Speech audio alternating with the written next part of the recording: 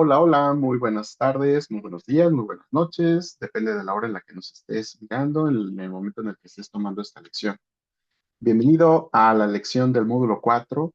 ¿Qué necesito para estudiar? Una mochila de estrategias. Acompáñame, te invito a que vayamos revisando paso a paso cuáles son esos elementos que conviene que tengamos en nuestra mochila de recursos y que con ellos nosotros podamos estar muy preparados para el momento del estudio.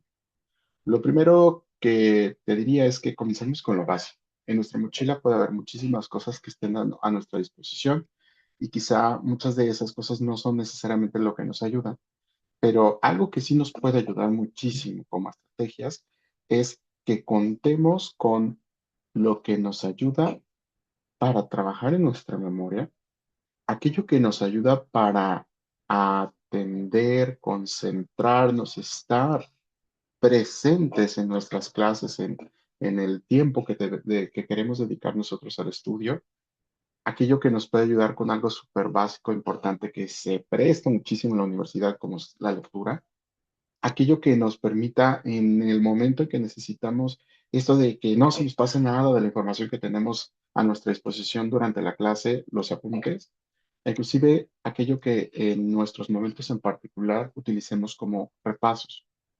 Vamos por partes entonces. Lo primero que te sugeriría es que veamos cómo andamos en la memoria. ¿Qué tanto nosotros en esta capacidad que tenemos como seres humanos estamos siendo los más eficaces, los más eficientes? Para ello, yo te sugiero que te hagas de la mano, te ayudes de estrategias mnemotécnicas que van desde acrónimos como las siglas que te ayudan con una palabra clave sintetizar lo que en un título o en un contenido superior tú necesitas recordar. A veces la música y ir acompañada de una canción nos puede ayudar, como en las rimas, las claves de colores que utilizamos cuando nosotros estamos estudiando, por ejemplo, a manera de un semáforo, lo que está en rojo, lo que está en amarillo, lo que está en verde, o inclusive asociar estos conocimientos o la información con lugares o con espacios o con situaciones. Estas técnicas, estas herramientas, más concretamente mnemotécnicas, nos pueden facilitar bastante el que nosotros podamos trabajar en nuestra memoria, en hacerla a que esté a nuestro favor. También ayuda mucho si somos capaces de poner en práctica ejercicios como repetir constantemente para que el repaso que hagamos nosotros del conocimiento tenga otro momento de nuestros sentidos poniendo la atención. Entonces, cuando lo repito y lo repito y lo repito, le estoy dando más oportunidad a esa grabadora que tenemos en nuestro cerebro de que se guarde ese conocimiento, sobre todo si queremos que sea un conocimiento fundamental para otro tipo de actividades, ¿no? Ahora, las reglas de asociación también nos vienen muy bien, sobre todo cuando nosotros necesitamos que algo que es significativo o importante no se nos olvide, aprendamos a vincularlo con algo más o enlazarlo de tal manera que al ver una imagen recordemos el contenido y viceversa. Cuando estemos hablando del contenido, no, hombre, se nos venga la imagen a la mente. Eso suele hacer que dentro de nuestro cerebro exista una memoria mucho más eficiente al momento de recordar, de recuperar esa información. Otra cosa que nos puede ayudar muchísimo es como si fuéramos nosotros mismos nuestros maestros. Al parafrasear o repetir, e incluso te digo, frente a un espejo o estando en una grabación como esta, nos podemos ayudar a nosotros mismos a recordar, primero entender cómo lo estamos diciendo y si lo estamos entendiendo, y al mismo tiempo ayudarle a nuestra memoria a guardar. Cuando tú inicies tu día, puede ser que una estrategia maravillosa sea el que hagas un repaso de esos contenidos o ideas o conceptos que son necesarias traer a la mente y que estén a tu disposición para ese día de clases, ese día de actividades. También cuando aprendemos a cifrar los contenidos de tal manera que esa palabra se ancle con algún significado concreto, hablando de asociaciones también, con algo que a nosotros nos permite recordar esa palabra o ese concepto y que con ello podamos nosotros traer a la memoria traer a la conciencia, perdón, todo nuestro conocimiento sobre ello, puede ser una estrategia muy buena. Claro que si organizas la información a modo de pasos, si eres estructurado, es más fácil recordar en el orden que en el desorden. Asimismo, si tú organizas el contenido utilizando No solamente los colores en simbología, como te mencionaba hace rato, de verde, sigue, medio, detente, rojo, para, ¿no? Sino utilizando para resaltar, para hacer que algo se note más o que esto es digno de recordarlo, ¿no? Y ya si necesitas un empujoncito más, hazte de recursos incluso físicos que te permitan a través de fichas, a través de objetos, a través de elementos, traer en un momento crítico la información en físico necesaria, ¿vale? Obviamente esto no aplica para cuando estás en un examen y no te permiten sacar esa información, ¿verdad? Pero sí saber que ese recurso está siendo un elemento externo para ayudar a que internamente se guarde en tu memoria. Otro de los elementos entonces, al revisar la memoria como parte de tus recursos, estrategias en tu mochila, pues claro que tiene que ver con la atención y la concentración.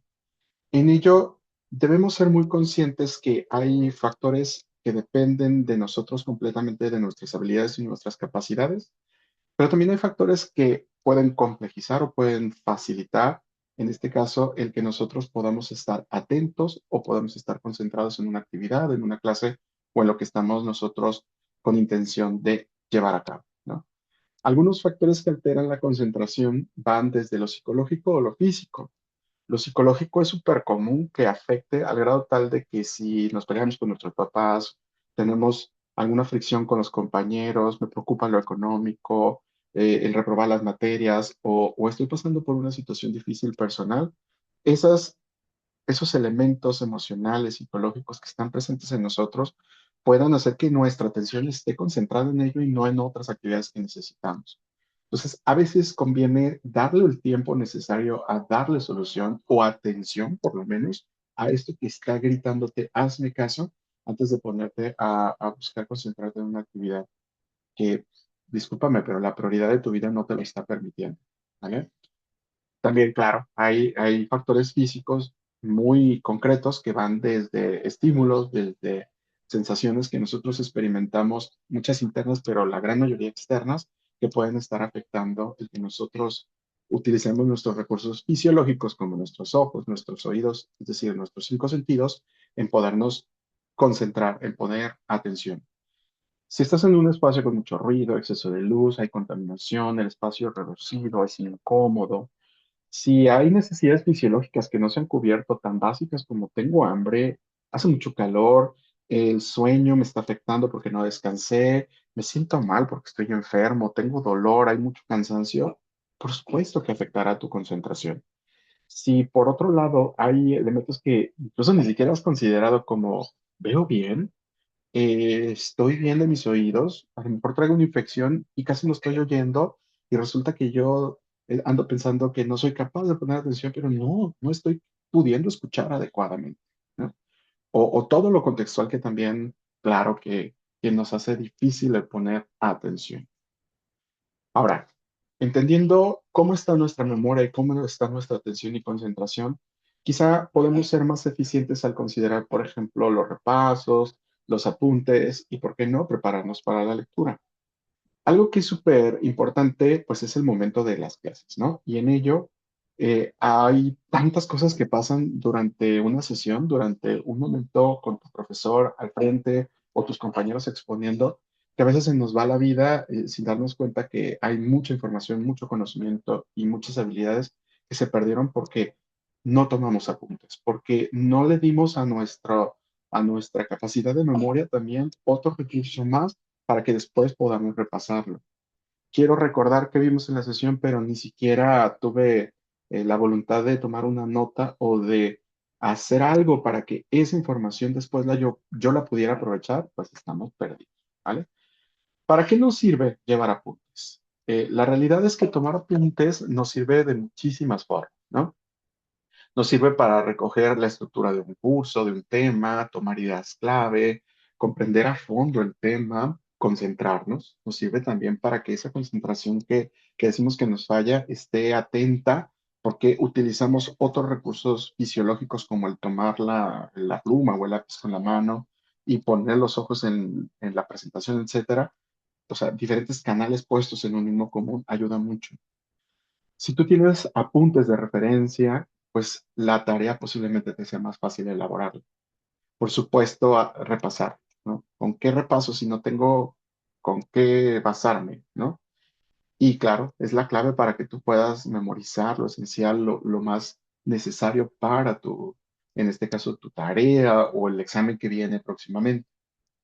Ahora, también debemos recordar que nuestra capacidad de atención o concentración no es igual para todos y en nuestros tiempos actuales incluso se ha reducido. Esto en parte por la tecnología, en parte por las redes sociales y esta eh, imposibilidad de estar más tiempo concentrados en algo, ¿no? Pero imagínate que logramos volver a tener una mayor concentración y capacidad de atención.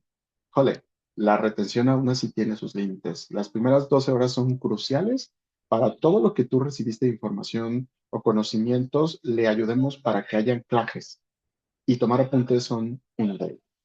Hasta el más bueno y experto y que tiene mucha memoria, le vienen bien los apuntes. ¿Qué hay que anotar? ¿Qué debo anotar? Por favor, organicémonos. El tema, el título de la clase, la fecha, cuándo es esa nota, las explicaciones y ejemplos que dé el profesor, el maestro, la maestra, todo, si te es posible, de lo que el profesor anote en el pizarrón, etcétera. Esos son claves que en discurso del profesor o la profesora te están compartiendo y consideran importantes. Entonces, si te es posible, anótalo. ¿Cómo? Pues escríbelo con tus propias palabras. No tienes que ser tan capaz de redactar o de ser una secretaria, secretario así súper rápido para llevar tus notas, sino que lo puedes hacer en tus propias palabras, utilizar claves, dibujitos, diagramas, copiar esos esquemas que está poniendo el profesor como ayuda, ¿no? Algunas otras sugerencias que te pueden ayudar son, pues, que te prepares al momento de la toma de apuntes, ¿no? Si no tienes con qué, pues, ¿cómo apuntas, no? Ten tus cuadernos divididos, ten cuadernos específicos para tus materias o tus cuadernitos de notas. No revuelvas los apuntes, sé organizado en ello, escribe lo más claro posible, utiliza todas tus fuerzas para que tus letras y tu redacción sea la más coherente posible. Utiliza dos tintas mínimo o más y esto te va a ayudar a tener claves de color, las palabras, las frases, las ideas clave, ¿sí? Otra cosa que te viene muy bien es que cuando estés tomando las notas en la clase y algo ya te hizo ruido, no supiste, si te es posible, si no hay ningún problema con ella, búscalo en Google o tráete tu diccionario por aquello de que una palabra que no entiendes te puede hacer que pierdas completa atención o concentración. Por lo mismo, evita las distracciones. No te enfoques tanto que pues, no estamos en un concurso o en un programa de oratoria o algo que tengamos que calificar al profesor, aunque sé que pueden en ocasiones generarnos ruido el estilo de uno u otro. Concéntrate en los contenidos, concéntrate en lo que te aporta, en lo que tú necesitas, ¿no? Más que en las formas, ¿no? Toma fotos si es posible, si te lo permiten y si es prudente cuando no alcanzas a tomar notas. ¿Ah? Esto es importante porque ahorita vamos a ver que tomar una fotografía, además de que puede ser un poco grosero, invasivo y hasta atentar contra la privacidad, no siempre es lo más adecuado. Ahorita retomo ese punto. Cuando tú estás en clase y retomas o tienes a la mano la guía de aprendizaje o la introducción del tema, te hace que estés en la clase. Ah, estamos viendo este tema. ¿Va? Si tú revisas tus notas previas, es un elemento de base para que tú puedas decir, ah, esto que estamos viendo en este día tiene sentido porque ya vimos esto. Ahora, si faltas algún día de clases, no está de más que pidas las notas o que le pidas a algún compañero que te dé un repaso o si es posible que te pase su cuaderno o algo y sobre ello te pongas al corriente. Sobre todo para no perder el hilo cuando a veces no se puede más que faltar a una clase, ¿no?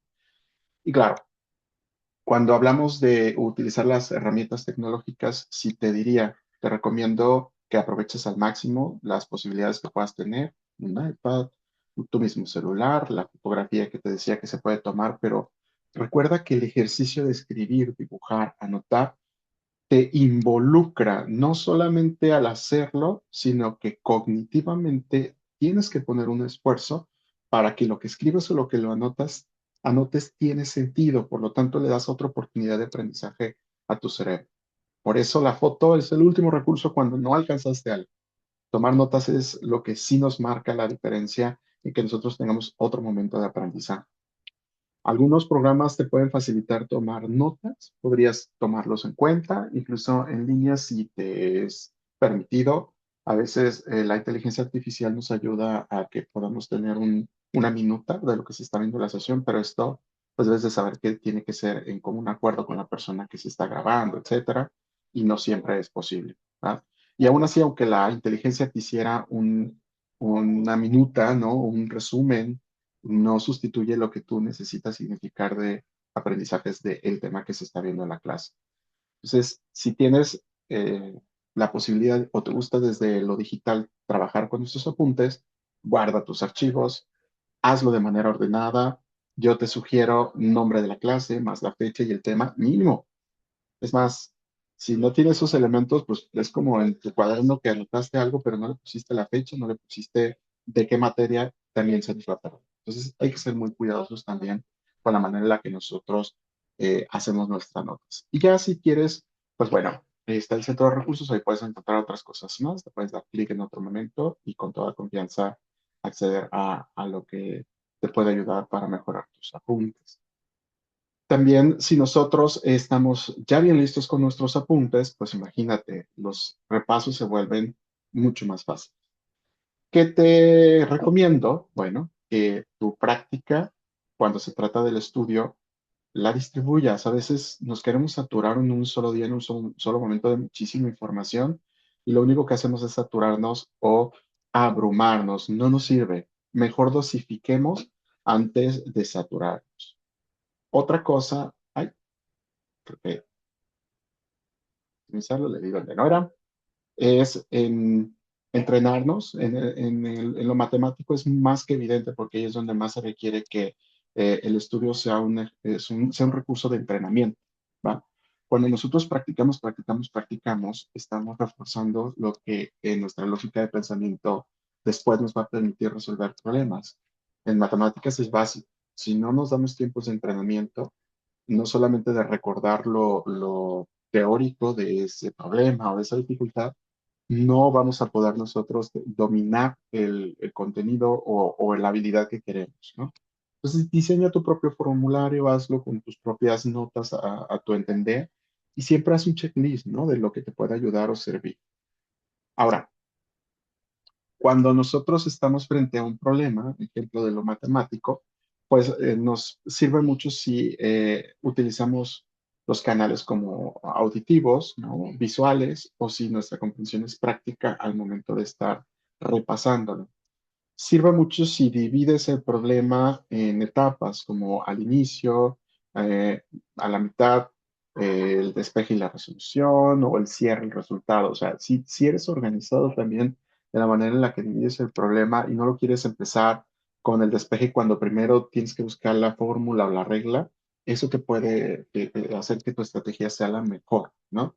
En el caso de las ciencias en general y del estudio, la verdad es que el orden nos da claridad, ¿no? También es importante considerar que en matemáticas, ahí me estoy concentrando porque es de lo que más nos cuesta a veces trabajo, pues es que nosotros utilicemos elementos para que nos ayude a que formulemos, tengamos una simbología de referencia, que tengamos el ejemplo de solución y que tengamos nuestras propias notas personales que nos ayudan a decir, esto se entendió de esta manera, ¿no? Esto se hizo de esta forma. Ahora, cuando nosotros tenemos un problema, cuando el problema es de mayor complejidad, pues conviene que nos hagamos preguntas. ¿De qué consiste? ¿Qué me pide? ¿Qué conozco? ¿Qué datos tengo? ¿Qué de lo que sé, en el caso de las fórmulas, ecuaciones, reglas, hablando de lo matemático, nos va a ayudar a resolver este problema o esta tarea que nos dejan en clase o que tenemos que hacer y entregar, ¿no? Y claro, si nuestra actitud ante el estudio está en disposición. Si nosotros tenemos claridad de qué es lo que queremos hacer y para qué lo hacemos, como ya lo hemos platicado en otro de los módulos, pues te darás cuenta que empezamos nosotros a utilizar todos nuestros recursos psicoemocionales también en función de ello. Nos mantenemos confiados, tenemos seguridad, somos capaces de darle valor a lo que estamos estudiando, repasando, eh, cuidamos que los errores no nos superen, superamos los obstáculos, somos capaces de atender a nuestro pensamiento y cuidarlo, ¿no? Y sobre ello, pues pedir ayuda también cuando se necesita. ¿Sí? Entonces, hagamos mucho porque nuestro estudio y nuestro repaso sea el que nos refuerce el aprendizaje y el conocimiento que nosotros necesitamos. Y ya por último, en el caso de las estrategias de lectura, aquí hay todo un tema. La verdad es que lo que conviene es que nosotros tengamos claro que el proceso de lectura no se limita únicamente al momento en el cual tenemos un libro, un artículo o algo de información frente a nosotros, sino que conviene plantearnos que hay mucho que podemos hacer antes y después, cuando nosotros nos disponemos a leer, sobre todo porque va a marcar la diferencia de cómo nosotros podemos afrontar o relacionarnos con el acto de la lectura. Si antes de leer nosotros fijamos el propósito, voy a leer para esto, es para este contenido, para entender esto, marca la diferencia. Leer sin sentido solo cuando lo hacemos y incluso tiene esa finalidad por gusto, ¿no? Si tú le das una ojeada, literal, que agarres las hojas y pases, y una ojeada de mirar, ¿no? Es decir, de ver a grandes rasgos para inferir el contenido de esa lectura, nos damos un preámbulo. Si el título del tema del libro o del artículo ya nos dice algo, nos permite activar nuestros conocimientos previos y decir, ¿qué es el tema? E incluso hacer una hipótesis. Ay, ¿va a tratar sobre esto? ¿El autor querrá decir esto? ¿Qué sé yo? Eso nos prepara para antes de la lectura. Porque ya durante la lectura entonces tenemos que ser muy concretos e identificar qué tipo de texto es, si está organizado, tiene patrones, es explicativo, si nosotros al momento de leer hacemos una lectura en saltos, o sea, una primera lectura en saltos, como para decir, de esto, como que trata de esto, como que trata de esto, como que en una lectura en saltos general me doy cuenta que la idea o las ideas tienen que ver con esto, nos vamos a ayudar, porque al momento de volver a leer la lectura, ya de manera ordenada, nos vamos a sentir más eh, integrados en el objetivo de la lectura, ¿no?